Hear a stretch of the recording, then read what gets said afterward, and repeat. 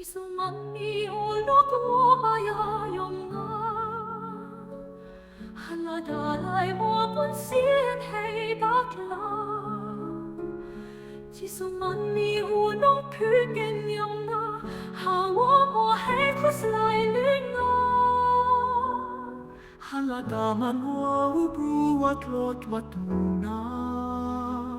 Kmeni mensin wawakim muniyana Pengmano nga uchakriyon me Wayay nelim tedua me Jisumani ulot wasakit yung nga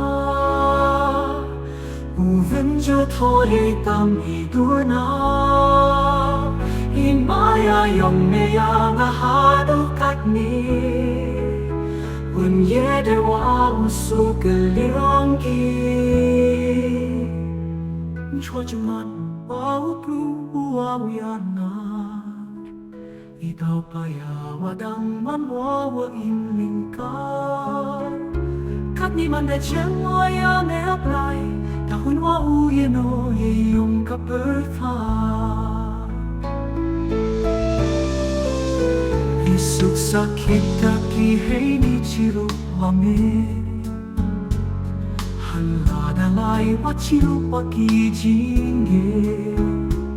Ni pada om katien ni ome Ulay kin todo kiwayay nge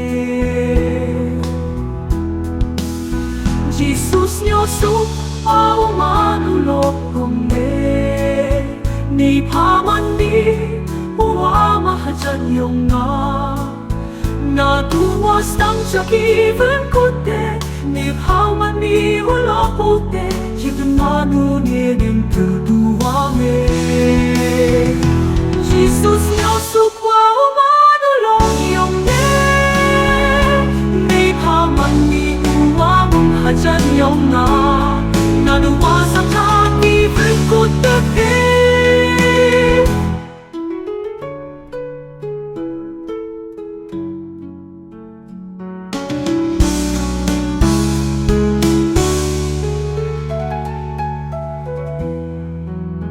Jesus nyosok au manulok ang me Ni paman mi uwa mahajan yung nga Natuwas tang siyakiven kote Ni paman mi ulo kote Hidung manu yenin tutuwa me Min chwajuman awa pruwa yana Itapayawadang manwawa inlingkar